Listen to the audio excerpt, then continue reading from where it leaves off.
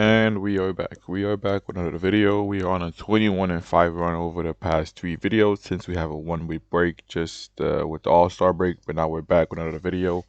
We've got 8 picks in today's vid, and we're gonna talk to you about them. But first, let's get into the previous videos recap. Um, yeah, as you can see from the graphic, we went 5-1 with our picks. We profited 3.5 units on the day or on the video since it's been a week delay in between.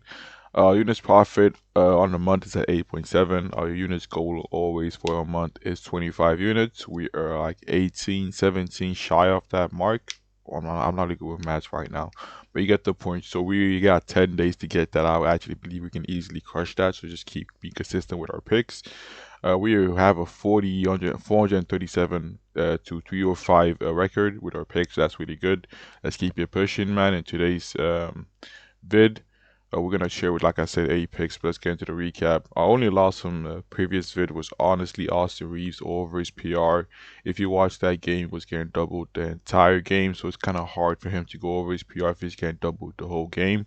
But all other picks that we had in that vid was pretty much sweat free. KPJ under points, Cam Thomas under points was sweat free. Same thing with Collier under his RA sweat free. Holiday catches at the last second to go over his assist, so we pretty much just sweep today, except Reeves going under his PR. But yeah, let's get into today's picks. Our first pick of the video, we're going with Tyrese Maxey over his assists at 6.5. For some reason, my Prowse Madness is taking a bit too long to load. Um, yeah, I'm taking over his assists instead of going over points. Honestly, you can do both.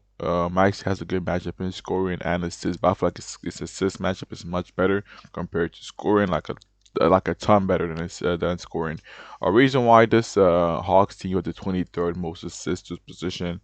Maxi in good matchups, as you can see, he's averaging 7.4 assists on the season. But when you factor in Embiid playing, he's averaging 8 assists over this line of 9-11 games. I guess this team head to head, he had 9 assists on 17 potentials, but obviously that game was on OT. He played 52 minutes, which is kind of rare, so we have been playing 35 minutes. 35 minutes, I still see him easily clearing this assist. With Embiid in the matchup, Embiid is pretty much a free assist because no one can guard him in the league. Like, he has to be doubled. He has to be, just swarmed if you're trying to stop Embiid. So if Embiid is seen one-on-ones in the whole game, you pretty much have Tyrese Maxey getting 10 assists the whole game. So yeah, we have Maxey going over his assists. Plus, we got guys like Dynasty Daniels guarding Maxey, and he tends to force the ball off point guard's hands. So when he forces the ball off Maxey's hands, or let's say on a drive, then we have an open guy on the wing knocking on a 3 for us. So yeah, we have Maxey going over his assists as our first pick of the video. So yeah. Anyway, so our next pick of the video, we'll go with Jalen Johnson over his PRA at 40.5. It's been bumped to 41.5. Reason why RA matchup for Jalen Johnson is fantastic. He was the 23rd most RA to his position. I guess his team head to head, he's cleared his RA line in both games. He's had 22 and 21 pretty sweat free. As you can see, he had 21, 25 rebound chances, 16 assist chances in this game, 17 rebound chances, 14 potential assists. And scoring matchup also against this team, they got the 12th least points to his position, but they got the 20 fit most points to his dominant shooting zone. We know Jalen Johnson loves to drive. Against his team head to head, he's gone over 41 points in one game, and in this game he had a rough day. As you can see, he went 5 for 17 from the field.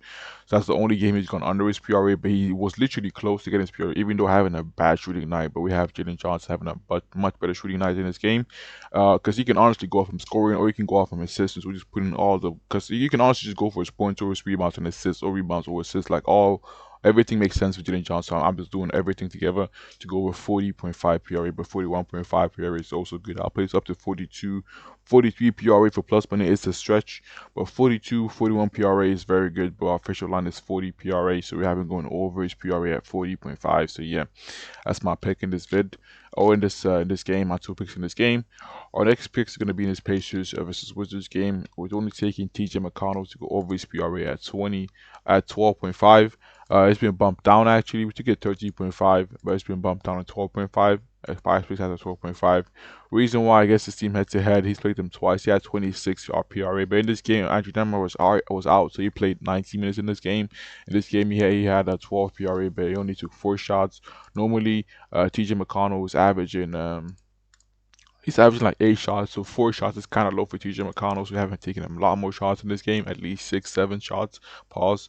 But yeah, TJ McConnell favorable matchups on the season is averaging 18.1. Actually, no, actually you have to factor in Nemar playing. When Nemar playing on the season, is averaging 17.3 PRA over this line 8 out of 10 games. So yeah, we really love him to go over his PRA in this game. The matchup is fantastic. This Wizards team suck all around. Honestly, both these teams suck this year, but I'm really staying off Wizards prop because if you watch the past couple of games, this Wizards team, they've been benching their starters. They've been seeing, as you can see, Keyshawn 24 minutes, 19 minutes, 18 minutes, 19. Like they've been all been seeing less minutes over the past games. Like this whole Wizards squad. So I'm staying off this Wizards team for the time being. The bench seems to be getting more minutes. So if you want to take, if you want to risk on taking the Wizards guy, maybe they can get the points inside the third quarter. You can do that, but I'm just staying off the Wizards guy for the time being to see what happens with that squad. But yeah, on to the next game. We're taking LG and Anobi over his rebound, under his rebounds at 4.5. Reason why OG in tough matchups on the season is only averaging 4.2 rebounds over this line in only 4 games. Also, another reason why I'm taking to go under against this team, Teddy only had 2 rebounds on 7 chances. If you watch that game, the only way OG literally got rebounds, one of the rebounds literally fell in his hands. Like he's not only hunting rebounds in the game. Reason why, because he's guarding Cade. When he's guarding Cade, it's literally his mission just to guard Cade. When he takes a shot, look at Cade, and to get like a free look. Let's say the Pistons get off the offensive rebound and then they pass the ball to Cade, he might get a free look. So what OG's job is literally just guarding Cade the whole game. Doesn't give a fuck about the rebounds. The only time he gets rebounds when he like literally falls in his hands. So we're fading him to go under his rebounds. I guess this Pistons team purely because I don't see him being in spots to get rebound. I guess it seemed last year, exact same thing when it was guarding Cade. He only went over this line in 4 games, and in 2 of those games, he barely went over it with 5 rebounds on 9 chances and 5 rebounds on 6 chances. So he's barely scraping over in most games against this team or going under. He's only had 2 games where he's literally cleared this line. So yeah, we're fading him to go under his rebounds in this game. Just a bad matchup for him. This Pistons team are a good rebounding team. I mean, obviously, Jaden doing this out for this game because he received a 2 games ban due to the fight with Yavate. But I still see this Pistons team being better rebounding. Or still being good at rebounding in this game. I still and when it comes to rebounding for this next team, I still see Cat, Josh Hart, Mitchell Robinson being the ones rebounding the ball in this game, not OG Anunoby or Mikal Bridges. So I'm fading OG to go under his points or under his rebounds for that reason. One more lean for me in this game would be Jalen Job Brunson under his RA. Matchup is also tough. I guess his team has gone under in both games. Also, as you can see, some of the players against this team have been obviously going under the line against this team, so I don't really know if I want to take that or not. I'm just looking at it for the time being. But yeah, I'm definitely fading OG to go under his rebounds at 4.5.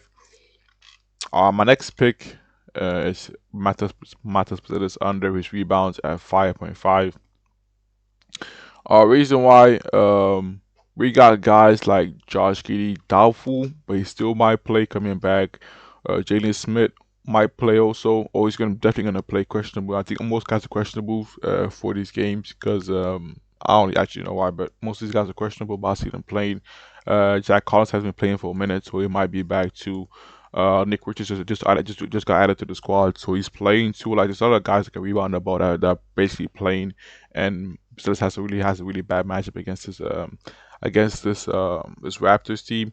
He's played them once. He had 6 rebounds on 10 chances, which is which is kind of rare for Brazilians because when you put him for 2 games where he's only had like 10 chances on rebounds, you can see he's all on over this line in 5 games on the season, averaging 4.2 rebounds, or actually it was over this line in 6 games, averaging 4.2 rebounds. Like when Poseidon doesn't see the rebound chances, it doesn't go over. When he tends to not see the rebound chances, we're fading to go under his rebounds in this game for that reason. This Raptors team just got back Porto. They got Scotty Barnes.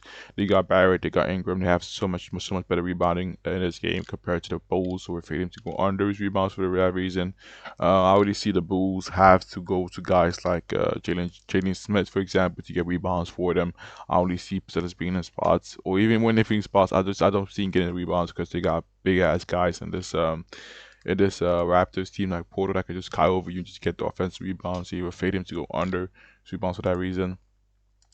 Our next pick, we're also fading Mark Williams to go under his points against the Spurs. I mean, if you look at the data, actually favors him to go over, as you can see in challenging matchups with Devin Booker's over this line in 7 out of 11 games, averaging 12 points. but I'm still gonna fade him because he's played this team once actually or twice. In the game Wemby played, he only had 7 points. And the game Wemby was out, he had 14 points. So Wemby's back in the squad. Wemby's back to playing 30 plus minutes. Actually, guys have actually been going over the line against this team recently. As you can see, Nurkic, he went over with 17 points, 20. Yeah, but they had 12. So centers have actually gone over the line against this team, but I'm not backing Mike Williams to go over his line against Wemby. I'm just not doing that. So I'm failing to go under his points, man. I don't really see him because the only way he gets points is from putbacks, transition. Every single thing he where gets points is literally the worst matchup for him in the league.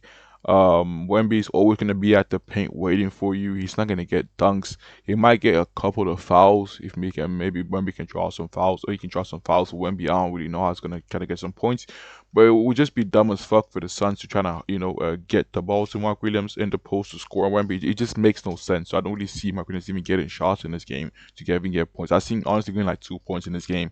There's literally no point in passing him the ball because if Wemby's on the court and he has the ball, it's just a lost possession. So we're fading to go under his points for that reason. Bad matchup for him. We're fading to go under his points. Is Wemby, man. It's just not good for you.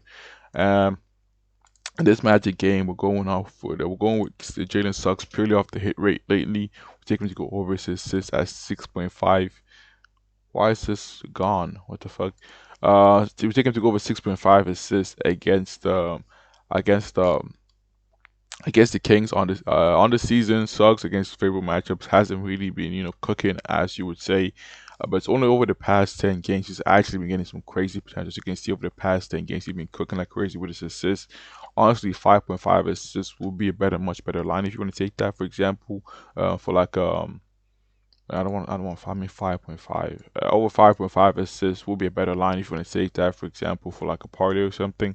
By 6.5 for half a unit for plus money, I'll definitely take that to go over. This Kings team have been stinking up the place over the past the whole year. Honestly, the Kings team has been stinking up the place. Suggs has been playing like crazy with his assists. He's more inclined to pass the ball than take a shot lately, so we're taking to go over his assists for that reason. For half of it's just purely based off hit rate with Suggs right now, so we're taking to go over his assists at 6.5. And yeah, on the last pick of the video, we're going with Benedict Mathurin over his PA at 16.5. 18.5 is actually crazy. As you can see, 16.5 is, I guess, it's plus money right now. But 18.5, as you can see on Hard Rock and Price Pick. So if you can't hurry up, this one has to be my favorite line of the day for sure. Reason why I'm taking to go over 16.5 PAs. Like, look at this. The first two games he's played with the Clippers team, he's had 13 shots. He ends up with 9. He ends up with 9 points. In this game, he had 10 shots with 10 free throw attempts. Ends up with 16 points. So if you convert his free throws to, let's say, possible shots he could take, he's just put it for 13, 14 shots. So he's honestly averaged 13 shots over the past over the both games he's played with his Rockets team. And in this game, he's also had 3 assists and 4 assists on 6 potentials and 3 potential assists. Now I was playing against this Nuggets team that gave up the 18 most points his position. Square matchup is pretty much above average. Gave the 14 most free throws in the league, 18 most points in transition, 14 most points in pick and roll by handlers, 26 most points in spot up shooters. Assist matchup also good, or above average, or kind of below average. I'm just putting them both together because when you put Mathurin, when he takes at least 12 shots on the season, look at this. When Mathurin takes at least 12 shots on the season, for 12 FGA, he's averaging 23.5 PA on the season. Obviously, most of his games, or all these games, are pretty much with the Pacers. But yeah, other than that, 12 FGA. Mathurin's a very good shooter in the league. When he takes a shot, it's mostly high. It's like a high. What's it called? High it's like a high hit rate. I don't know how to spell this. Like that's like a term for that. Shit. Like when it's a really good shot, most of the shots are really good shots. And in this Clippers team, they really need the scoring. They can't rely on Kawhi to do all the heavy lifting on offense. So I see Benedict Mathurin stepping up for this team, taking up the scoring role. And yeah, I see him easily going over his points because if this Nuggets team gonna be focused on one person, this game is gonna be Kawhi.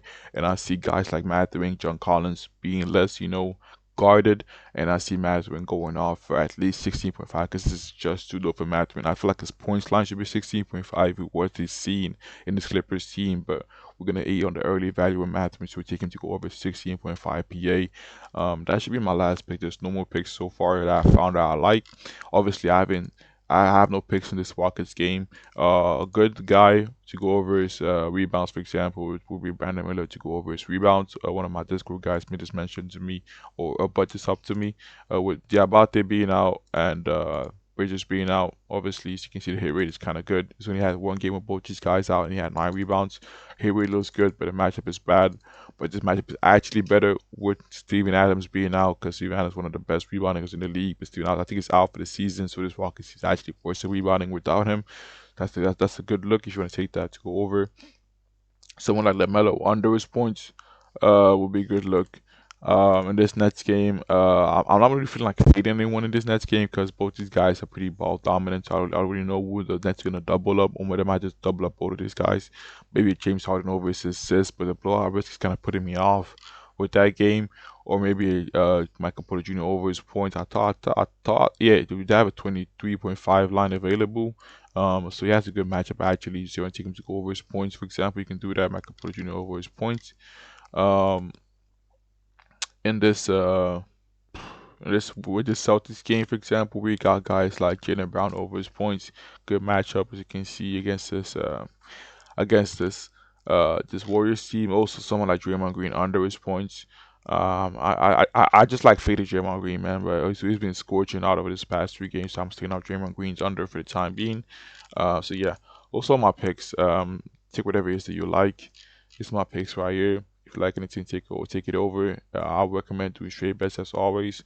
I think Medication Man, yeah, Medication Man has his picks right here. So if you want to take one of these picks, you can take that.